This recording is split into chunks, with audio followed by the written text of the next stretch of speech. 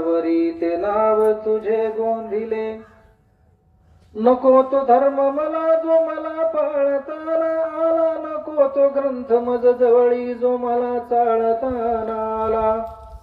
बरा दीपक जो छोटासा मला जाळता आला, तयाच्या सहायाने हा अंधार न्याहाळता आला. बोधिसत्वा भीमा तुला मी वाहतो पुष्प दोन्ही करारी. योग मानव तुझ्या सारिखा रे, भुवरी जाहला नाही कोणी. तू मध्येच सोडून जायचे हे जरासेच होते आई. अग काय हवे अन काय नको तू का सांगितले नाही. समृद्धी सारी दिली तू काही मागितले नाही. अग इतक्या लवकर जाण्याची सांग का केलीस तू भाई.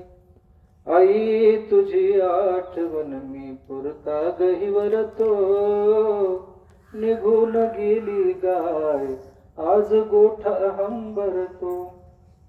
आई तुझी आठवण मी पुरता गहीवर तो, निघून गेली गाय आज गोठा हंबरतो. निसर्गाच्या नियमाप्रमाणे मृत्यू तुमची जात पाहत नाही, मृत्यू तुमचा धर्म पाहत नाही, मृत्यू तुम्ही काळे का गोरे पाहत नाही, मृत्यू तुम्ही शक्तिशाली आहात की दुबळे आहात पाहत नाही, मृत्यू तुमच्या बँकेत किती पैसा शिल्लक आहे पाहत नाही, मृत्यू तुमच्या नावावर किती शेती आहे ते पाहत नाही, मृत्यू तुम्ही गरीब घरात जन्माला आलात की श्रीमंत घरात जन्माला आलात, मृत्यू तुम्ही खासदार आहात, आमदार आहात, सरपंच आहात, पाटील आहात, तुम्ही गुणवान आहात, रूपवान आहात, धनवान आहात, हे मृत्यू पाहत नाही. या पृथ्वी तलावर प्रत्येकाला मृत्यू येतो. अगदी त्याचप्रमाणे आमच्या सावळेराम दादांच्या पत्नी,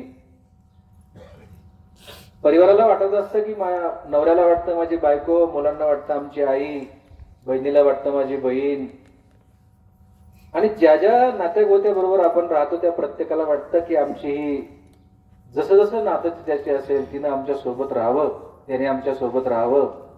पण या निसर्गाचा एक नियम आहे.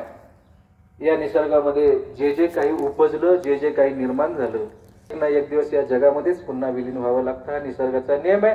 आणि अगदी त्याचप्रमाणे परिवाराने अनेक कष्ट केले असतील, दवाखाने केले असतील, जिकडे तिकडे जाऊन पाहिलं असेल की आमचं माणूस वाचावं, आमच्या बरोबर राहावं, त्यांनी सुखाच्या दुःखाच्या प्रत्येक घटना आमच्या बरोबर घालवल्या, त्यांनी कायमस्वरूपी आमच्या बरोबर राहावं. असं प्रत्येक माणसाला अगदी 100 पर्यंत वय गेलं तरी प्रत्येकाला वाटतं आमच्या सोबत राहावं. पण या निसर्ग त्या नियमाच्या विरोधात तुम्हाला, मला आणि कुणालाच जाता येत नाही. मग तो ऋषी असू द्या, तपस्वी असू द्या, राजा असू द्या, रंक असू द्या, इथं प्रत्येकाला जावं.